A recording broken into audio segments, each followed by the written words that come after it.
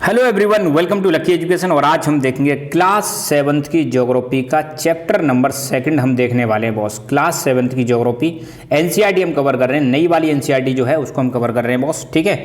और चैप्टर का नाम है अपना इनसाइड अवर अर्थ, ठीक है। पहला चैप्टर मैंने करा दिया, तो मैं उम्मीद करूंगा उस चैप्टर को आप देखें।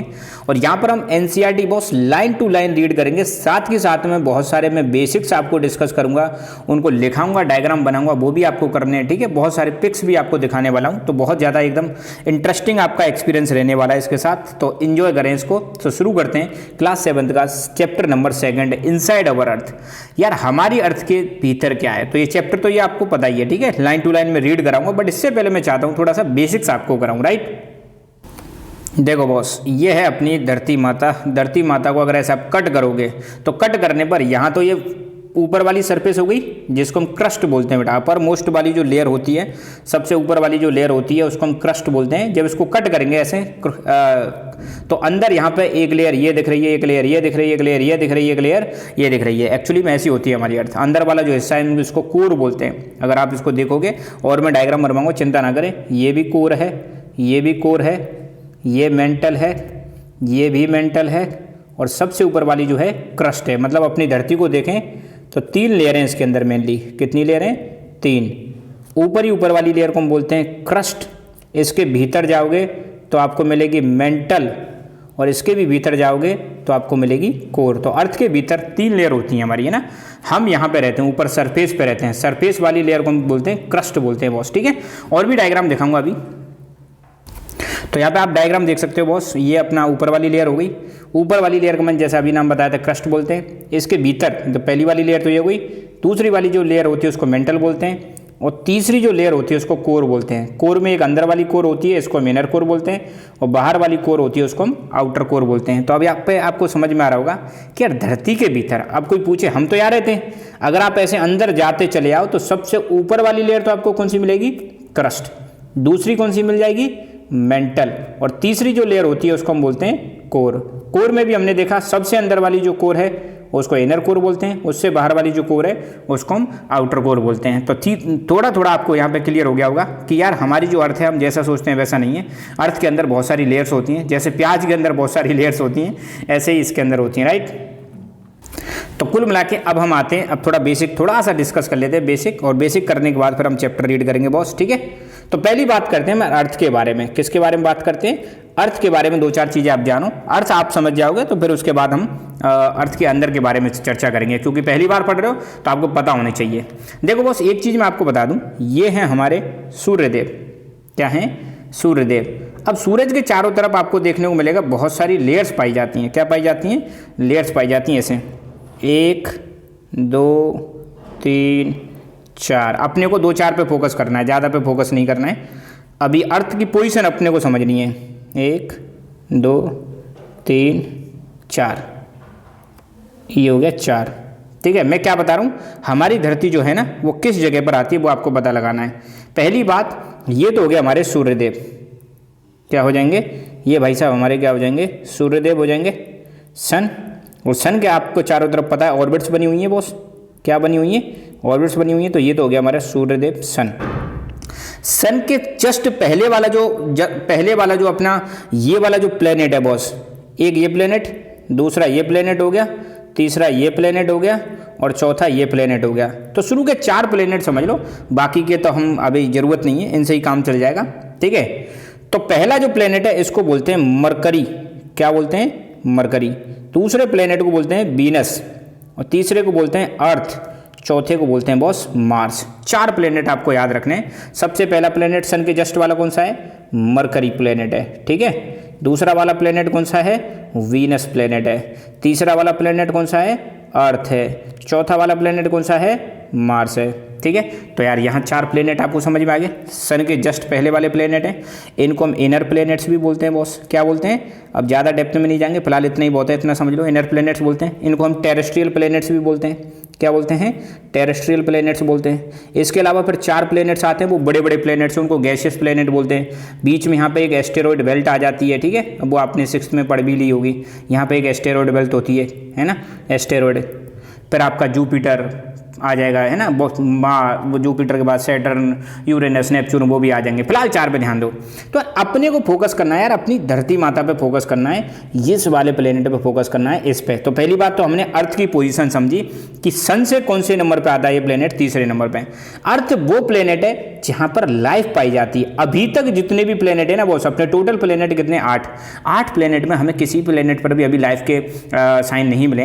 एकमात्र आपका प्लेनेट जो है अभी तक जो डिस्कवर्ड है वो है अर्थ, जहां पर लाइफ पॉसिबल है या जहां पर ऐसी कंडीशंस हैं जहां पर लाइफ सर्वाइव कर सकती है। तो अर्थ के बारे में पता लग गया आपको बॉस। अब थोड़ा सा आगे चलते हैं, थोड़ी और जानकारी लेते हैं हमारे प्यारे प्लेनेट के बारे में। प्लेनेट का नाम अपना पता ही चल गया, प्लेनेट का नाम है अपना अर्थ प्लेनेट है। तो बॉस अर्थ पर आपको एक और चीज़ क्या देखने को मिलेगी, अर्थ में एक और चीज़ ये देखने को मिलेगी। पहली बात कि अर्थ पर आपको लगभग बॉस 70% एरिया हमारा जो अर्थ का है वहाँ पे आपको पानी दिखाई देगा, वाटर लगभग है ना। और 30% एरिया ऐसा है जहाँ पर आपको लैंड वाला पार्ट दिखाई देगा।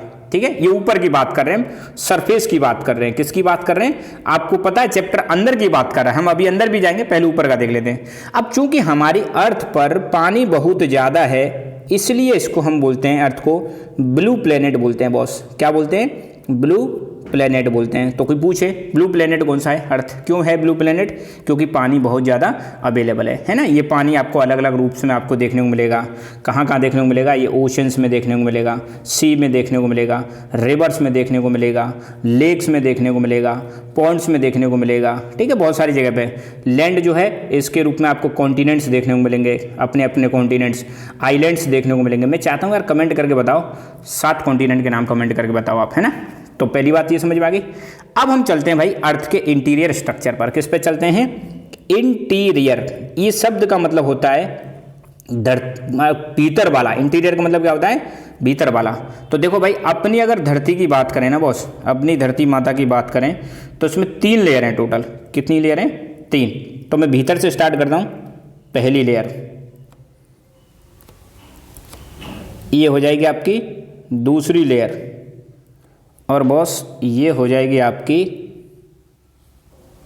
तीसरी लेयर। ठीक है, यहाँ पर मैं आपको एकदम कलरफुल डायग्राम बना के मतलब बता दूंगा सारी की सारी लेयर्स के बारे में। ठीक है, तो सबसे अंदर वाली लेयर को हम बोलते हैं बॉस, सबसे अंदर वाली लेयर को हम बोलते हैं कोर। क्या बोलेंगे, कोर बोलेंगे। दूसरी वाली को हम बोलेंगे मेंटल, और तीसरी वाली को बोलेंगे क्रस्ट। मतलब अगर आप यहाँ रह रहे हो बॉस, यहाँ पे आप हो, ये बॉस आप हो गए लो। ठीक है, आपका नाम जो भी है, चलो नाम दे देते हैं, आपका नाम चलो बबलू है बॉस, बबलू हो आप, है ना। तो बबलू ऊपर घूम रहा है, यहीं पर आपको बबलू को देखो पेड़ लगे हुए हैं बॉस, है ना। ये भाई साहब आपके सूर्यदेव हो गए, कौन हो गए, सूर्यदेव हो गए। सन की रेज आ रही है भाई साहब, फोटोसिंथेसिस हो रहा है ना, यहाँ पर भी आ रही है। तो आप ऊपर खड़े हुए हो। तो जब आप ऊपर से कतई नीचे जाने की कोशिश करोगे कोर तक, तो ये अर्थ का सेंटर हो जाएगा।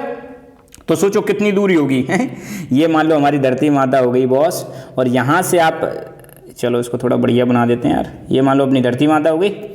और अगर आप मान लो यहाँ से यहाँ जाने की कोशिश करो, यहाँ से यहाँ, मतलब क्रस्ट से सेंटर तक पहुँचने की कोशिश करो, तो सोचो कितनी डिस्टेंस होगी। ये डिस्टेंस है आपकी 6371 किलोमीटर।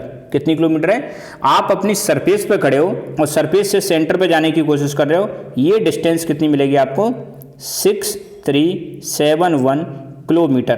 तो ये क्या हो जाएगी, ये हो जाएगी हमारी रेडियस ऑफ द अर्थ। क्या बोलेंगे इसको बॉस, रेडियस ऑफ अर्थ। अगर आपसे कोई पूछे अर्थ की रेडियस कितनी है, आपको बताना है 6371 किलोमीटर। अब जब रेडियस पता है तो आप सरकमफेरेंस भी पता लगा सकते हो, है ना। आंसर कमेंट करके बताना, मैं यहाँ पे लिख देता हूँ सरकमफेरेंस ऑफ अर्थ। सरकमफेरेंस हमने पढ़ा यार, परिधि क्या हो जाएगी इसकी चारों तरफ से, तो इसका फॉर्मूला होता है 2πr, 2 मल्टीप्लाई 22/7 मल्टीप्लाई 6371। कमेंट करके बताना आंसर इसका कितना आएगा किलोमीटर में। ठीक है, मैं आपको बताता हूँ ये क्वेश्चन एक बार आपको मैं बता दूँ, स्टेट पीसीएस में आया वो क्वेश्चन है कि यार अर्थ की सरकमफेरेंस कितनी है। अपना नॉलेज लगानी है आपको, मैथ वाली पूरा मैंने यहाँ पे सॉल्व करके दे दिया, बस ये आपको कमेंट कट करके बताना है कितना आंसर आएगा। ठीक है, तो अब यहाँ पे हमने देखा कि यार हमारी अर्थ जब हम ऊपर से भीतर की तरफ जाते हैं तो पहली वाली जो लेयर आती है उसको हम क्रस्ट बोलते हैं भाई। दूसरी वाली जो लेयर आती है उसको हम मेंटल बोलते हैं, तीसरी वाली लेयर जो आती है उसको हम कोर बोलते हैं। तो टोटल 3 लेयर हो गई हमारी। कितनी लेयर हो गई? इंटीरियर में देखें तो 3 लेयर हो गई। क्रस्ट जो है बॉस, अब चलो थोड़ा थोड़ा इनके बारे में यहीं पे मैं हल्का सा लिखने की कोशिश करता हूँ। क्रस्ट जो है ये है आपकी अपर मोस्ट लेयर। कौन सी लेयर है? अपर मोस्ट लेयर है, पहली बात। कोर जो हो जाएगी आपकी कैसी हो जाएगी? ये हो जाएगी आपकी इनर मोस्ट लेयर। कौन सी लेयर हो जाएगी? इनर मोस्ट लेयर हो जाएगी। ठीक है, तो अब पूछे भाई अर्थ की सबसे ऊपर वाली लेयर का नाम क्या है? आप बताओगे साहब क्रस्ट है। अंदर वाली लेयर का नाम क्या है? कोर है भाई साहब। कोर भाई साहब आपको देखने को मिलेगा एकदम गर्म है भाई साहब। यहाँ पे टेम्परेचर आपको 5-6 हज़ार 7 हज़ार डिग्री सेल्सियस के आसपास देखने को मिलेगा। तो अंदर कैसा समझ में आ गया? Very good. अब मैं थोड़ा सा इसको लिखते चलें बॉस आप, है ना, कीप राइटिंग। तो हमने देखा तो सबसे ऊपर वाली लेयर का नाम क्या है? क्रस्ट है। उसके बाद क्या है बॉस? मेंटल है। और सबसे अंदर वाली लेयर का नाम क्या है? कोर। तो अपनी धरती माता जो है, अपनी जो धरती माता जो है, इसमें ऊपर से नीचे जाओगे, ऊपर से नीचे जाओगे तो 3 लेयर आपको देखने को मिलेंगी। कितनी लेयर देखने को मिलेंगी बॉस? 3 लेयर देखने को मिलेंगी। ठीक है, ऊपर से नीचे जाने पर। अब एक एक करके इनके बारे में हम चर्चा करते हैं। ठीक है, क्रस्ट क्या है, मेंटल क्या है, कोर क्या है। अब इतना तो समझ में आ गया कि इंटीरियर का मतलब 3 लेयर हो गई। इंटीरियर का मतलब अंदर आपको अर्थ में कितने को देखने को मिलेगी?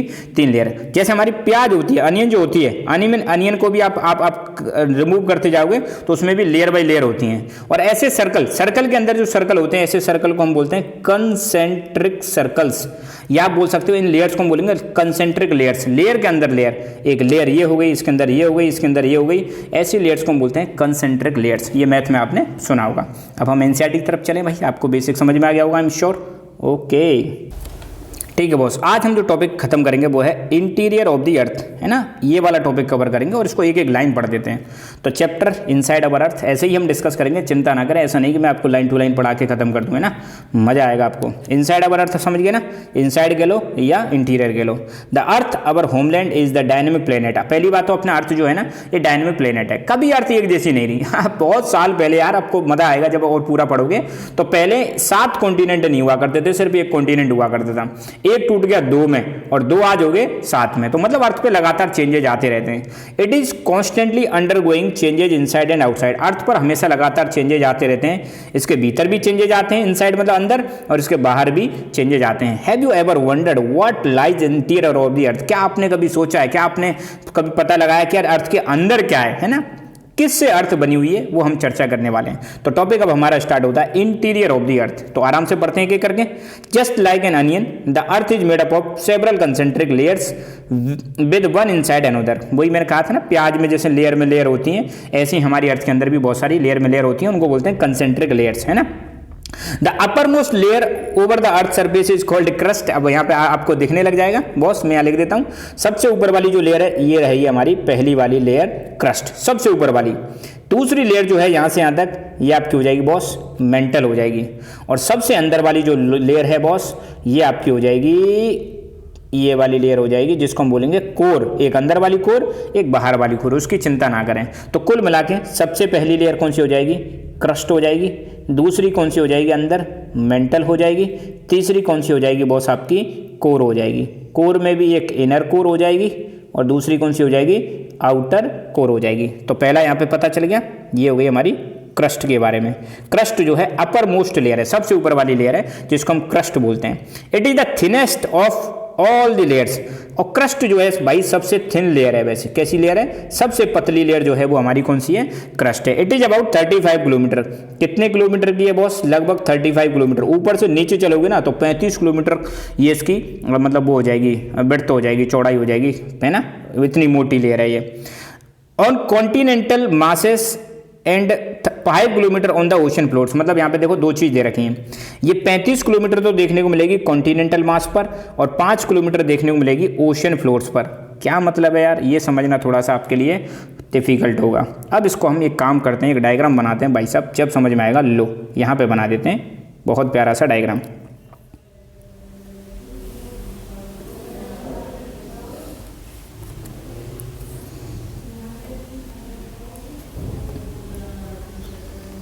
हाँ भाई, ये देखो भाई, क्योंकि ज्योग्राफी बिना डायग्राम के पढ़ोगे तो यार मज़ा ही नहीं आएगा। और डायग्राम के साथ पढ़ोगे तो ज्योग्राफी मज़ा आएगा। और लाइन टू लाइन तो खैर कोई भी पढ़ दे, अब जब तक डायग्राम ना बने मज़ा कैसे आए। ठीक है भाई, चलो भाई करते हैं इसको।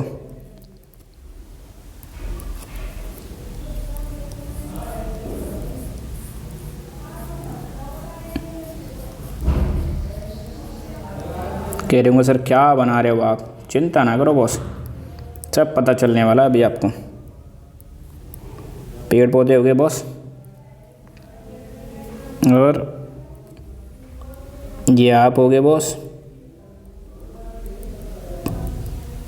ये भाई देखो ओशियन हो गया है ना, और ओशियन और यहाँ पे ज़मीन वाला इलाका हो गया, इसको बोलते हैं कोस्ट, समुद्र का किनारा। ठीक है, ये ओशियन हो गया। अब देखो ये धरती का ऊपर वाली लेयर है, ये वाली जो लेयर है धरती के ऊपर वाली लेयर है, इसको हम बोलते हैं क्रस्ट। अब पानी के नीचे जो क्रस्ट है इसको तो बोलते हैं ओशनिक क्रस्ट। क्या बोलेंगे बॉस इसको? Oceanic crust. ठीक है, और जहां पे पानी नहीं है उसको बोलते हैं कॉन्टिनेंटल क्रस्ट। क्या बोलेंगे बॉस? कॉन्टिनेंटल क्रस्ट है। तो भाई मुझे बताओ जरा, you tell me please, crust कितने टाइप की हो गई आपकी? तो अगर हम क्रस्ट की चर्चा करें तो क्रस्ट मेनली दो टाइप की हो गई। एक हो जाएगी कॉन्टिनेंटल क्रस्ट। कौन सी क्रस्ट हो जाएगी? कॉन्टिनेंटल क्रस्ट, है ना, जिस पे मान लो माउंटेन्स बने हुए हैं, प्लेन्स बने हुए हैं, प्लेट्यूज बने हुए हैं, जिस पर पेड़ पौधे रहे, तो ये तो हो जाएगी हमारी कॉन्टिनेंटल क्रस्ट। अब मुझे बताओ यार, ये वाली क्रस्ट यहाँ से यहाँ तक ये ज़्यादा मोटी है या ये वाली ज़्यादा मोटी है? तो नॉर्मली आप कहोगे यार कॉन्टिनेंटल क्रस्ट मोटी है। तो हमने देखा था ना, कॉन्टिनेंटल क्रस्ट की थिकनेस कितनी है? 35 किलोमीटर। ओशनिक की कितनी है? 5 किलोमीटर। तो आपको समझ में आ गया। ओशन के नीचे आपको क्या लगता है? ओशन के नीचे कुछ है नहीं? बिल्कुल है भाई साहब, इसको हम बोलते हैं ओशन फ्लोर। क्या बोलेंगे? ओशन के नीचे जब आप जाओगे ना तो बिल्कुल नीचे पहुंच जाओगे, जब बिल्कुल नीचे जब पहुंच जाओगे उस वाली जगह को हम बोलते हैं ओशियन फ्लोर। ये वाला क्या हो जाएगा? ओशियन फ्लोर हो जाएगा। ठीक है, इसके बाद फिर ये क्रस्ट आ जाएगी। और नीचे अगर आपको मैं बता दूं, यहाँ पर गर्मा गर्म मामला रहता है भाई साहब, इसको बोलते हैं हम क्या, यहाँ पे आपको मिल जाएगा, आपको लावा मिल जाएगा, सॉरी मैग्मा मिल जाएगा। क्या मिल जाएगा? मैग्मा मिल जाएगा। मैग्मा की हम चर्चा बाद में करेंगे। गरम गरम मटेरियल रहता है, यही मैग्मा जब ऊपर आ जाता है तो हम कहते हैं कि यार वोल्केनिक इरप्शन हो गया। क्या हो गया? वोल्केनिक इरप्शन हो गया। Volcanic eruption. वोल्केनिक इरप्शन के दौरान जो लावा निकलता है वो यहीं से निकलता है। अंदर है तो इसको मैग्मा बोलते हैं, ऊपर निकल के आ जाता है तो इसको हम लावा बोल देते हैं। तो हम आगे चर्चा करेंगे उसकी। ठीक है, फिलहाल आपको समझ में आ गया। ये वाली कौन सी लेयर हो जाएगी, कौन सी क्रस्ट हो जाएगी? कॉन्टिनेंटल। ओशन के नीचे वाली ओशनिक क्रस्ट। तो अपनी क्रस्ट के कितने प्रकार? दो प्रकार। जो हमारे जहाँ पे माउंटेन्स, प्लेन्स, प्लेट्यूज पाए जाते हैं उसको तो बोलते हैं continental crust. Continental crust.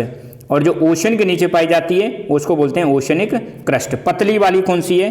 Ocean वाली पतली है। मोटी वाली कौन सी है? कॉन्टिनेंट वाली क्रस्ट मोटी है। आई एम श्योर अब आपको बिल्कुल क्लियर हो गया होगा। ये डायग्राम बना लेना भाई, है ना। अब हम वापस आते हैं बुक पर। देखो एक एक लाइन समझा दूंगा और मजा आएगा आपको, चिंता ना करें। अब देखो क्रस्ट की बात करें, इट इज थिनेस्ट, सबसे पतली है। It is about 35 kilometre on the continental mass है। सब समझ गए ना, 35 किलोमीटर कॉन्टिनेंटल मास पर, और 5 किलोमीटर पाई जाती है ओशन फ्लोर्स पर। अब ओशन फ्लोर क्या होता है समझ में आ गया।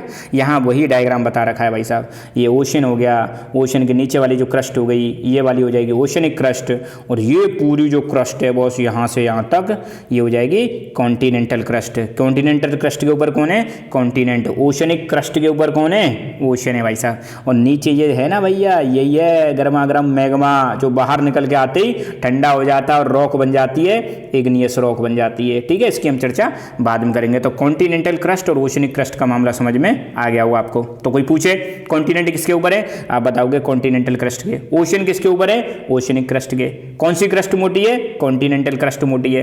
कितनी मोटाई है इसकी? लगभग 35 किलोमीटर तक। ओशनिक क्रस्ट की कितनी मोटाई है? 5 किलोमीटर तक। आ रहा है भाई समझ में? बिल्कुल। आगे बढ़ते हैं भाई। अगला, अब हमने ये तो देख लिया क्रस्ट कितने प्रकार की। अब यार क्रस्ट किससे बनती है, क्या मटेरियल है, किससे इनका निर्माण होता है? मटेरियल तो पता लगा यार। The main mineral constituent of the continental mass are silica and alumina. देखो सियाल इसको हम बोलते हैं। क्या बोलते हैं? सियाल। सियाल का मतलब है, SI का मतलब हो जाएगा सिलिकॉन, और AL का मतलब है एल्यूमिनियम। अगर हम बात करें किसकी, अगर हम बात करें कॉन्टिनेंटल मास की, ये जो कॉन्टिनेंटल मास है ना, ये किसका बना हुआ है? ये बना हुआ है सियाल का। सियाल का मतलब है दो चीज़, एक तो SI का मतलब सिलिकॉन और AL का मतलब है एल्यूमिनियम, बहुत हल्का है ना। तो सियाल का मतलब समझ में आ गया, सिलिका और एल्यूमिनियम का बना हुआ है। The oceanic crust mainly consist of silica and magnesium. ये वाली जो क्रस्ट है ओशनिक क्रस्ट, ये वाली क्रस्ट बनी हुई है सीमा की, SIMA।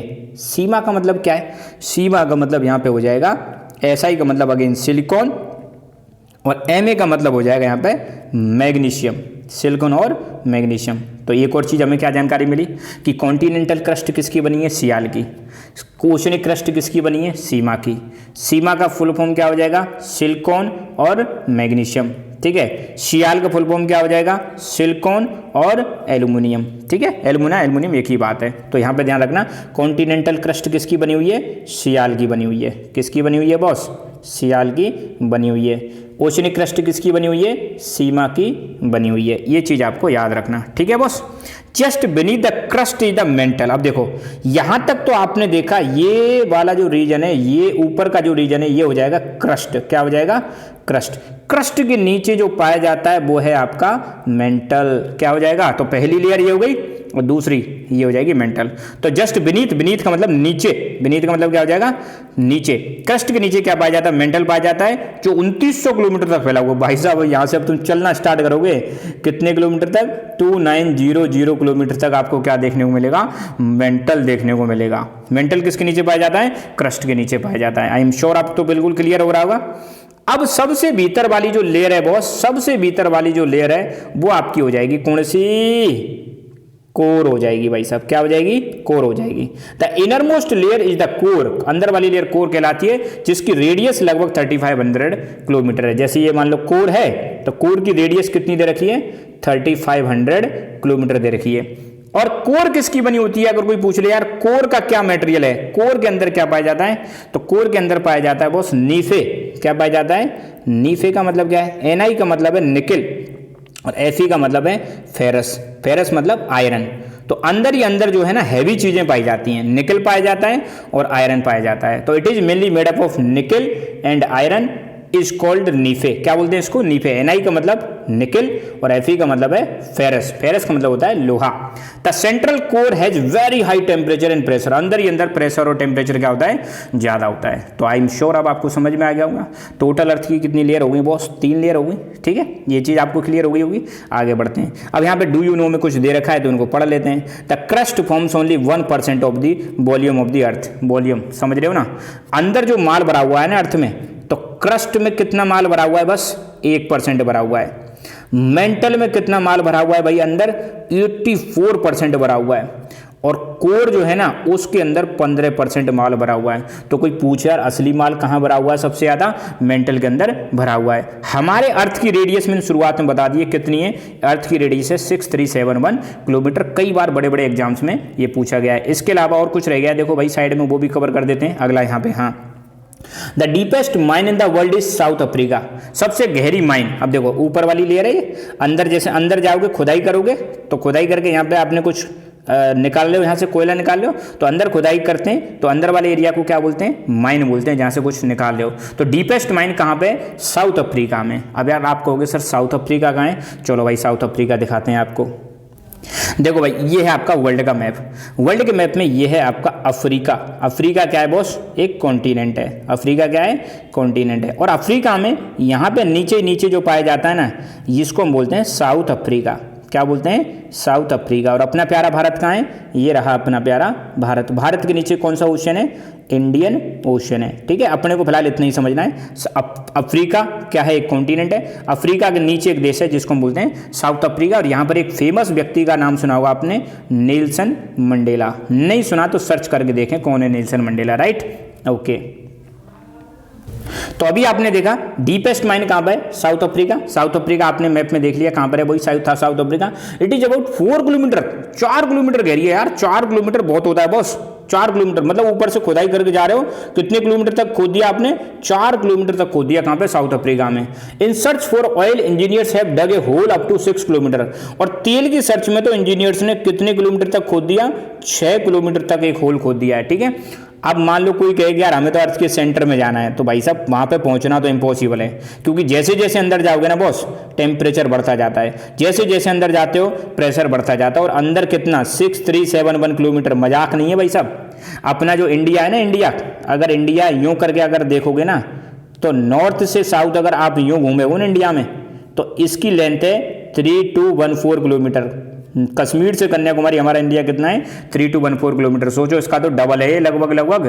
तो इतना पॉसिबल नहीं है। आप अंदर चले जाओ, एक मीटर खोद के देखना कभी जमीन, तो हालत खराब हो जाएगी आपकी। यहाँ तो अगर बिल्कुल अंदर पहुँचना है, सेंटर में पहुँचना है, तो कितना खोदना पड़ेगा 6000 किलोमीटर खोदना पड़ेगा, जो कि भाई साहब इम्पॉसिबल है यार, इम्पॉसिबल है ना, इतना खोदना बहुत आसान नहीं है। तो यह आपको याद रखना है। अर्थ की रेडियस कितनी है, अर्थ की रेडियस है 6371। तो यहाँ पर आपका एक टॉपिक आई एम श्योर बिल्कुल अच्छी तरह से क्लियर हो गया होगा, ठीक है। और अगर यहाँ मेन पॉइंट अगर हम ड्रॉ करने की कोशिश करें तो हमने क्या देखा, इंटीरियर ऑफ अर्थ में दो चीज़ देखी, interior of earth, interior of earth की बात करें कि अर्थ के भीतर क्या है। तो अब आपको शॉर्ट में फटाफट 2 मिनट में बता देता हूँ। अर्थ के भीतर पहली बात तो 3 लेयर है। पहली लेयर का नाम हमने देखा क्रस्ट, दूसरी लेयर का नाम देखा हमने मेंटल, तीसरी लेयर का नाम हमने देखा कोर।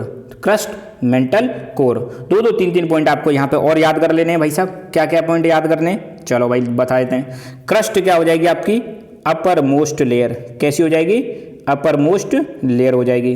क्रस्ट के हमने देखे 2 टाइप्स, कितने टाइप्स देखे, 2। पहली हमने देखी कॉन्टिनेंटल क्रस्ट, कौन सी क्रस्ट देखी, कॉन्टिनेंटल क्रस्ट। दूसरी कौन सी देखी हमने, oceanic crust, oceanic crust. Oceanic crust लगभग 5 किलोमीटर थिक है, ये लगभग 35 किलोमीटर थिक है ना। किसकी बनी होती है भाई साहब, यहाँ पर हमने ये भी चीज़ देखी थी कि आपकी कॉन्टिनेंटल क्रस्ट बनी होती है सियाल की, सिलिकॉन और एल्युमिनियम। ओशनिक क्रस्ट किसकी बनी होती है, सीमा की, सिलिकॉन और मैग्नीशियम। मेंटल जो है आपकी मिडिल वाली लेयर है, कौन सी लेयर है, मिडिल वाली लेयर है बॉस, है ना, बहुत ज़्यादा थिक है। और कोर जो है आपकी इनर मोस्ट लेयर है, कैसी लेयर है, इनर मोस्ट लेयर है बॉस। यहाँ पे हाईएस्ट टेम्परेचर आपको देखने को मिलेगा, हाईएस्ट टेम्परेचर देखने को मिलेगा। इसके भी 2 टाइप्स हैं, कितने टाइप्स हैं, 2। एक आउटर कोर है और दूसरी कौन सी हो जाएगी, इनर कोर हो जाएगी, इनर कोर हो जाएगी। वॉल्यूम देखें, क्रस्ट का 1% वॉल्यूम है, मेंटल का 84% वॉल्यूम है, पूरी अर्थ का हम देखें तो, है ना। और आपकी कोर का लगभग 15% वॉल्यूम है, ठीक है, ये भी हमने देख लिया। अर्थ के अगर आप सेंटर में जा रहे हो तो अर्थ की रेडियस कितनी हो जाएगी, 6371 किलोमीटर, ये क्या हो जाएगी, अर्थ की रेडियस हो जाएगी, ठीक है। सबसे थिनेस्ट लेयर कौन सी है, सबसे थिनेस्ट लेयर आपकी क्रस्ट हो जाएगी। सबसे लाइट लेयर कौन सी है, हल्की, लाइटेस्ट कह सकते हो, आपकी क्रस्ट हो जाएगी। सबसे भारी, डेंस का मतलब भारी, तो डेंसेस्ट लेयर कौन सी हो जाएगी, कोर हो जाएगी। हाईएस्ट टेम्परेचर कहाँ देखने को मिलेगा, कोर के अंदर हाईएस्ट टेम्परेचर देखने को मिलेगा, हाईएस्ट टेम्परेचर यहाँ पे देखने को मिलेगा, ठीक है। वोल्केनिक इरप्शन के दौरान जो मैग्मा निकलता है वो कहाँ से निकलता है, वोल्केनिक इरप्शन के दौरान मैग्मा मेंटल से निकलता है। यही मैग्मा जब धरती की सरफेस पे आ जाता है उसको लावा बोल देते हैं, और जब ये कूल हो जाता है तो एक रॉक बन जाती है जिसको हम बोलते हैं इग्नियस रॉक बोलते हैं, ठीक है। ये हमने थोड़ा सा इसको फटाफट से हमने रिवाइज कर लिया, ठीक है बॉस। तो बस आज के लेक्चर में इतना ही। अगले वीडियो में हम चर्चा करेंगे रॉक्स कितने टाइप्स की होती हैं, रॉक साइकिल और मिनरल्स के बारे में हम चर्चा करेंगे, पूरा डिटेल में आपको समझाऊंगा, चार्ट के माध्यम से तीनों क्लियर हो जाएंगे, ठीक है। तो तीनों रॉक्स एक वीडियो में कंप्लीट हो जाएंगे। तो बस आज के लिए इतना ही। तो वीडियो को बॉस लाइक करें, कमेंट करें, जो भी क्वेश्चन पूछें, और अपनी राय बताएं कैसा है वीडियो, कैसा लग रहा है, अपना व्यू जरूर शेयर करें प्लीज़, है ना। धन्यवाद। Hello everyone, welcome to Lucky Education. और आज हम देखेंगे इनसाइड अवर अर्थ का पार्ट नंबर 2, ठीक है। पहले पार्ट में ये क्लास 7 की ज्योग्राफी हम डिस्कस कर रहे हैं। क्लास 7 की ज्योग्राफी में हमारा चैप्टर नंबर 2 हमने लास्ट वीडियो में स्टार्ट किया था, इनसाइड अवर अर्थ, और हमने डिस्कस किया था कि अर्थ के भीतर क्या होता है। ऊपर तो हमको पता है क्या है यार, अंदर क्या होता है। तो अंदर हमने देखा था 3 लेयर्स होती हैं। सबसे अंदर वाली लेयर को हम कोर बोलते हैं, उसके बाद वाली जो लेयर होती है उसको मेंटल बोलते हैं, और सबसे बाहर वाली लेयर को क्रस्ट बोलते हैं जिसमें हम रहते हैं। तो ये टॉपिक हमने पहले डिस्कस कर लिया है, तो आई एम श्योर वो आपको अच्छी तरह से समझ में आ गया होगा। आज जो टॉपिक है, आज ये चैप्टर भी खत्म हो जाएगा। आज का टॉपिक है रॉक्स एंड मिनरल्स। आप यार अपने आसपास चारों तरफ रॉक्स बहुत सारी देखते हो, पत्थर जो देखते हो ना, पत्थर देखते हो, पहाड़ों पे जो बहुत सारा पत्थर पाया जाता है उसको हम क्या बोलते हैं, रॉक्स। ठीक है। तो रॉक्स क्या होता है, कई सारे मिनरल्स को मिला के क्या बनती हैं, रॉक्स बनती हैं। और रॉक्स में बहुत सारी मिनरल पाए जाते हैं रॉक्स के अंदर। रॉक्स के अंदर आपको ऑक्सीजन पाया जाता है, सिलिकॉन पाया जाता है, एल्युमिनियम पाया जाता है, कैल्शियम पाया जाता है, आयरन पाया जाता है, सोडियम पाया जाता है, पोटेशियम पाया जाता है, मैग्नीशियम पाया जाता है। मतलब बहुत सारी रॉक्स में बहुत सारे मिनरल्स पाए जाते हैं। रॉक्स के अंदर क्या पाए जाते हैं, मिनरल्स पाए जाते हैं ना। तो रॉक्स में ही क्या पाए जाते हैं, मिनरल्स। इनके बारे में हम चर्चा करेंगे। तो देखेंगे रॉक क्या होती हैं, कितने टाइप्स की रॉक्स होती हैं, इनको हम चर्चा करने वाले हैं। रॉक आपको पता है वैसे ही हार्ड होती है बहुत ज़्यादा, आसानी से इनको आप ऐसा नहीं कि बहुत तोड़ सको आसानी से, है ना। और पत्थर जो आप अपने आसपास चारों तरफ देखते हो, अलग अलग तरह का पत्थर, वो उसी को हम क्या बोलते हैं, रॉक्स बोलते हैं। तो ये रॉक्स अलग अलग तरह की होती हैं, कैसे कैसे बनती हैं उनको हम देखेंगे। रॉक साइकिल के बारे में भी डिस्कस करेंगे। पहले मैं थोड़ा सा बेसिक कराना चाहता हूँ, फिर इसके बाद इसको हम पढ़ेंगे, तो पढ़ना थोड़ा सा आपका आसान हो जाएगा। ठीक है, एक चार्ट बनाते हैं और कुछ फोटो देखते हैं। तो देखो मतलब यहाँ पे हम देखेंगे रॉक्स के टाइप्स क्या देखने वाले हैं। पहली बात, जो रॉक्स होती हैं हमारी कितने टाइप की होती हैं उनके बारे में हम चर्चा करते हैं। तो रॉक्स मैं आपको बता दूं मोटे मोटे तौर पर, रॉक्स हमारी 3 तरह की होती हैं। कोई पूछे अपनी रॉक्स कितने तरह की होती हैं, 3 तरह की रॉक्स होती हैं। सबसे पहली जो रॉक होती है उसको हम बोलते हैं इग्नियस रॉक। कौन सी बोलते हैं, इग्नियस रॉक। पहली चीज़ तो ये हो गई। दूसरी रॉक होती है उसको हम बोलते हैं सेडिमेंट्री रॉक। कौन सी बोलेंगे, सेडिमेंट्री रॉक। और तीसरी जो रॉक होती है वो होती है आपकी मेटामॉर्फिक रॉक। Metamorphic rock. तो यहाँ पर आपको पहली चीज़ तो समझ में आई कि जो रॉक्स होती हैं भाई साहब हमारी 3 तरह की रॉक्स होती हैं। पहली जो रॉक होती है उसको हम बोलते हैं इग्नियस रॉक। दूसरी जो रॉक होती है उसको हम बोलते हैं सेडिमेंट्री रॉक। तीसरी जो रॉक होती है उसको बोलते हैं मेटामॉर्फिक रॉक। तो अपनी रॉक्स होगी 3 तरह की। ठीक है, अब इग्नियस की भी बात करें। इग्नियस हमारी 2 तरह की होती हैं भाई साहब रॉक्स। इग्नियस भी अगर आप कोई पूछे, ये 2 तरह की रॉक्स होती हैं। एक होती है इंट्रूजिव और एक होती है एक्सट्रूजिव। अभी हम चर्चा करेंगे क्या होती है इंट्रूजिव एक्सट्रूजिव, चिंता ना करें, है ना। इग्नियस रॉक्स पहली बात तो मैं आपको बता दूं किससे बनती हैं। जो मैग्मा निकलता है ना, मैग्मा, आपने सुना होगा वोल्केनिक इरप्शन के बारे में। जब वोल्केनिक इरप्शन होता है, ज्वालामुखी फटता है, तो उसके अंदर से गरम गरम मटेरियल निकलता है, उसको हम बोलते हैं मैग्मा। और ये जब मैग्मा ठंडा हो जाता है, कूल हो जाता है, तो आपकी रॉक बनती है इग्नियस रॉक। अगर ये मैग्मा धरती के अंदर इनसाइड द अर्थ ठंडा हो जाता है तो उसको इंट्रूजिव रॉक बोलते हैं। और अगर ये मैग्मा धरती के बाहर आकर ठंडा होता है तो उसको हम बोलते हैं एक्सट्रूजिव रॉक्स। ठीक है, यही इग्नियस रॉक टूट टूट के छोटे छोटे सेडिमेंट्स बनते हैं। और ये सेडिमेंट्स जमते जाते हैं। जैसे ये सेडिमेंट्स यहाँ जम गए, ये जम गए, ये जम गए, जमते जा रहे हैं, जम के बन जाती हैं आपकी सेडिमेंट्री रॉक्स। तो आपकी ब्रेक होंगी इग्नियस रॉक्स, किसमें टूटेंगी, छोटे छोटे पार्टिकल्स में, जिनको हम सेडिमेंट्स बोलेंगे। सेडिमेंट्स डिपोजिट होकर लाखों करोड़ों सालों में क्या बन जाती हैं, आपकी सेडिमेंट्री रॉक्स बन जाती हैं। और जब सेडिमेंट्री रॉक और आपकी इग्नियस रॉक, इन पर बहुत ज़्यादा प्रेशर और हीट अप्लाई की जाए तो ये दोनों कन्वर्ट हो जाती हैं मेटामॉर्फिक रॉक्स में। तो कुल मिला के अगर आपसे पूछे, बेसिक कोई पूछे कि यार रॉक कितने प्रकार की होती हैं, तो आप बताओगे साहब रॉक्स 3 प्रकार की होती हैं। पहली रॉक्स होती हैं हमारी कौन सी, इग्नियस रॉक्स होती हैं। दूसरी रॉक्स होती हैं हमारी सेडिमेंट्री रॉक्स। और तीसरी रॉक्स होती हैं मेटामॉर्फिक रॉक्स। तो आई एम श्योर पहली बात तो ये समझ में आ गई रॉक्स कितने टाइप की होती हैं। ठीक है, पहले हम रॉक पढ़ लेते हैं, फिर रॉक पढ़ने के बाद अब अच्छा मैं फोटो और दिखाता हूँ इग्नियस रॉक्स कैसी दिखती हैं, मेटामॉर्फिक कैसी दिखती हैं और सेडिमेंट्री कैसी दिखती हैं। तो फोटो देखने से थोड़ा सा आइडिया लग जाएगा। फिर हम देखेंगे रॉक साइकिल के बारे में। ठीक है, तो ये सारी चीज़ें हम लिखते भी रहे बॉस, है ना। हाँ भाई, यहाँ पर फोटोज हैं। सबसे पहले हम देखेंगे इग्नियस रॉक्स के बारे में। यहाँ पे आप देख सकते हो ये हैं इग्नियस रॉक्स, जो किससे बनती हैं, वोल्केनिक इरप्शन होता है। तो वोल्केनिक इरप्शन होने के बाद जब ठंडा होने के बाद जो रॉक्स बनती हैं वो हैं हमारी इग्नियस रॉक्स। यहाँ पे एग्जांपल देख सकते हो। इग्नियस रॉक्स के भी 2 टाइप यहाँ पे दे रखे हैं, एक्सट्रूजिव और दूसरी कौन सी है, इंट्रूजिव। एक्सट्रूजिव रॉक्स वो होती हैं जो मतलब बाहर की तरफ बनती हैं, और इंट्रूजिव वो होती हैं जो अंदर की तरफ बनती हैं। तो अंदर जो बनती है उसमें ग्रेनाइट, डियोराइट, गबरू, और एक्सट्रूजिव जो होती है उसमें बेसाल्ट, एंडेसाइट, रियोलाइट, इतना सारा तुम्हें लर्न करने की जरूरत नहीं, चिंता ना करें।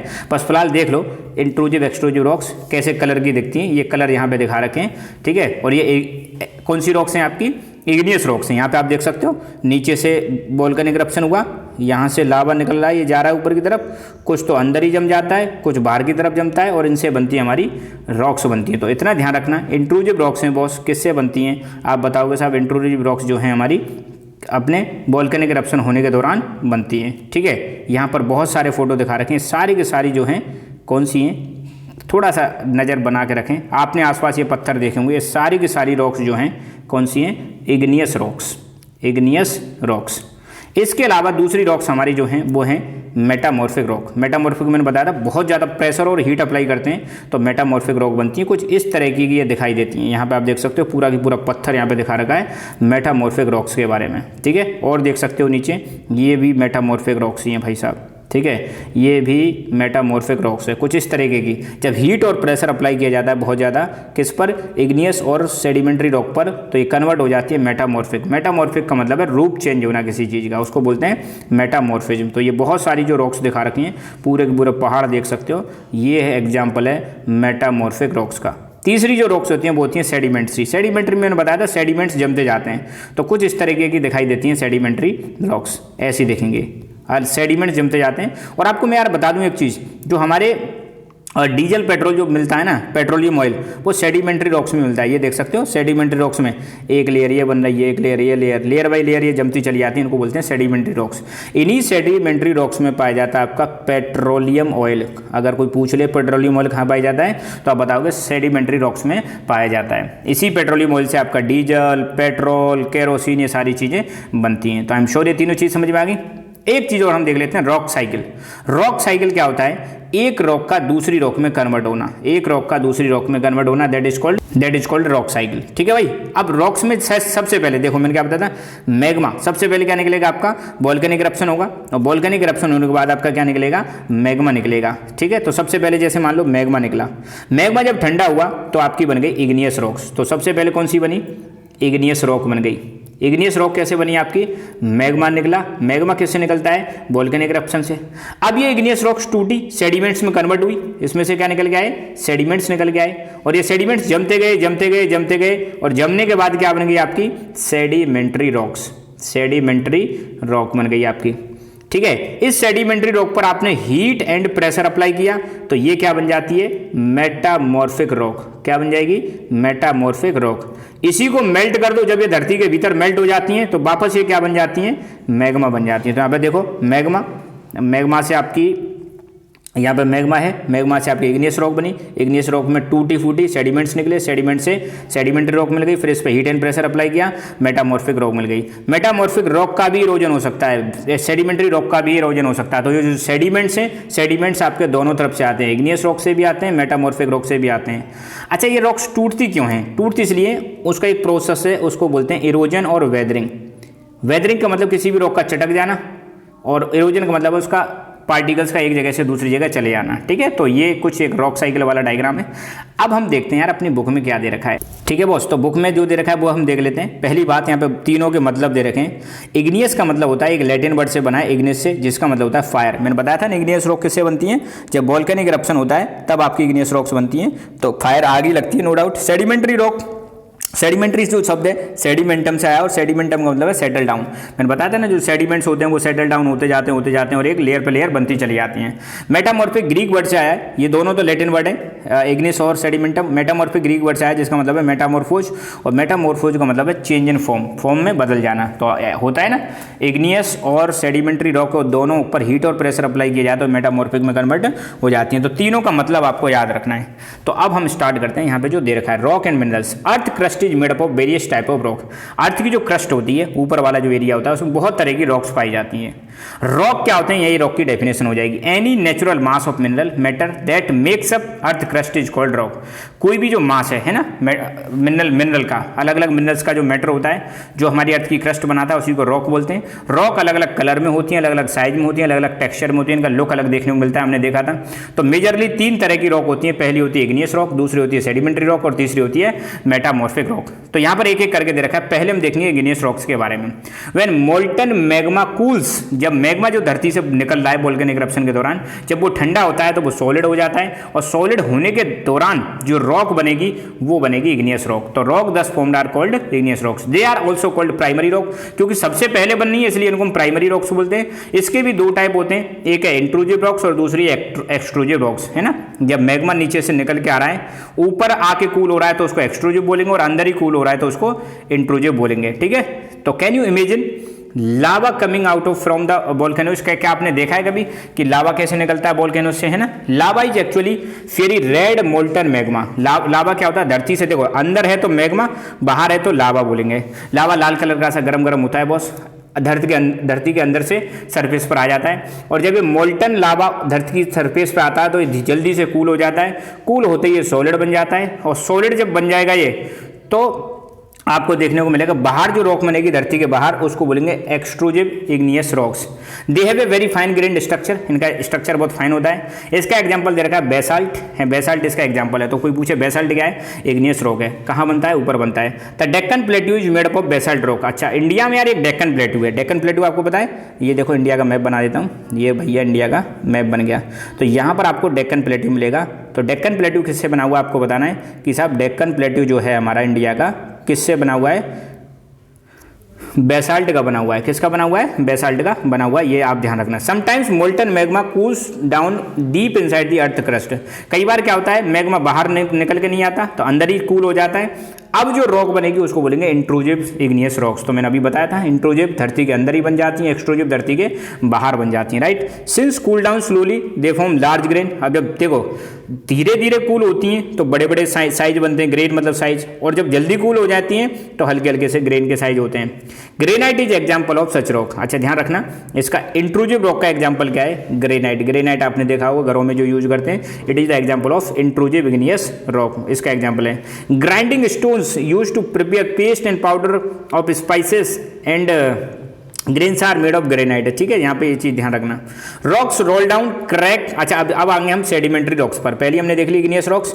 इग्नियस रॉक्स किससे बनती हैं, वोल्केनिक इरप्शन के दौरान जो मैग्मा निकलता है, मैग्मा कूल होता है तो बन जाती है इग्नियस रॉक्स। अगर ये मैग्मा धरती के भीतर ही कूल हो जाता है तो इंट्रूसिव रॉक बनेंगे, और धरती के बाहर आके कूल होता है तो एक्सट्रूसिव रॉक बनेंगे। अब हम आएंगे सेडिमेंट्री रॉक्स के बारे में। तो अपनी जो इग्नियस रॉक्स होती हैं और मेटामॉर्फिक रॉक्स होती हैं, ये वेदरिंग होती है इनकी। वेदरिंग मतलब इनका ब्रेकडाउन और इरोजन, पार्टिकल्स का एक जगह से दूसरी जगह जाना, तो ये टूटती रहती हैं। इग्नियस रॉक्स और मेटामॉर्फिक रॉक टूटती रहती हैं, तो टूटने के बाद इसमें से निकलेंगे सेडिमेंट्स। और ये जब ये सेडिमेंट्स धीरे धीरे जमते जाते हैं, जमते जाते हैं, जमते जाते हैं, जमते जाते हैं, तो over the period of time आपकी बन जाएगी सेडिमेंट्री रॉक। तो rocks roll down, crack and hit each other and are broken down into small fragments. These smaller particles are called sediments. तो रॉक्स आपको बताइए धीरे धीरे मूव करती रहती हैं, हल्का हल्का सा क्रैक्स हो जाते हैं, इनमें एक दूसरे को हिट करती रहती हैं। तो जब आप दो चीज़ों को हिट करोगे तो उसमें से कुछ टुकड़े निकलेंगे। फ्रेगमेंट्स मतलब टुकड़े, और ये छोटे छोटे पार्टिकल्स को हम सेडिमेंट्स बोलते हैं। These sediments are transported and deposited by wind water. अब ये सेडिमेंट्स होते हैं हवा के माध्यम से और पानी के माध्यम से ट्रांसपोर्ट और डिपोजिट कर दिए जाते हैं। पहले एक जगह से दूसरी जगह जाएंगे और दूसरी जगह जहाँ गड्ढा वड्ढा होगा वहाँ पे ये जमने लग जाते हैं, डिपोजिट होने लग जाते हैं। These loose sediments are compressed and harden to form layers of rocks. यही सेडिमेंट्स धीरे धीरे क्या होते हैं, कंप्रेस होते हैं, पास आते हैं और हार्ड हो जाते हैं। और जब ये हार्ड हो जाते हैं तो रॉक बनेगी, उसको बोलेंगे सेडिमेंट्री रॉक। इसका एग्जांपल है सैंडस्टोन। ध्यान रखना, सैंडस्टोन किसका एग्जांपल है, सेडिमेंट्री रॉक का। किससे बनता है, ग्रेन्स ऑफ सैंड।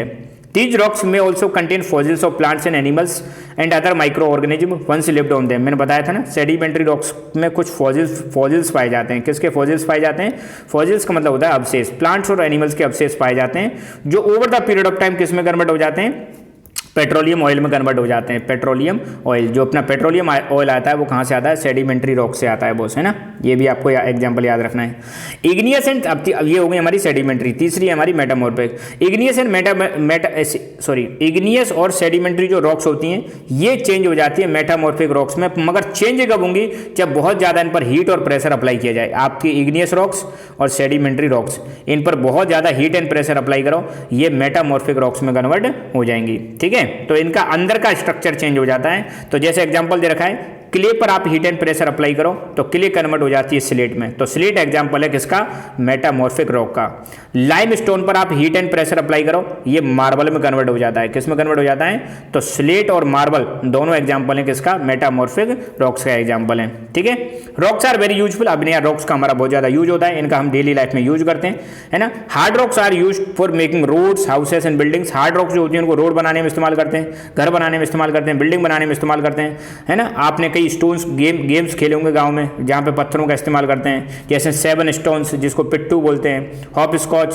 स्तूप बोलते हैं, किटकिट बोलते हैं, 5 स्टोन की गिट्टी होती है, ठीक है। तो कुछ गेम आपने देखे होंगे जिनमें पत्थरों का आप इस्तेमाल करते हैं। यहाँ पर आप देख सकते हो लाल किला बना है, लाल पत्थर से बना है, रेड सैंड स्टोन से। तो सैंड स्टोन क्या है भैया, अपना रॉक है। ये आप देख सकते हो भैया ताजमहल है ना, 7 वंडर्स में आता है। कमेंट करके बताओ भाई मुझे ताजमहल किसने बनवाया था, कौन से मुगल एम्परर ने ताजमहल बनवाया था, ये आपको कमेंट करके बताना है। ताजमहल आपको मैं बता दूं आगरा में भाई साहब, यूपी में है ना। ये व्हाइट मार्बल का बना हुआ है, व्हाइट मार्बल का बना हुआ है, ठीक है।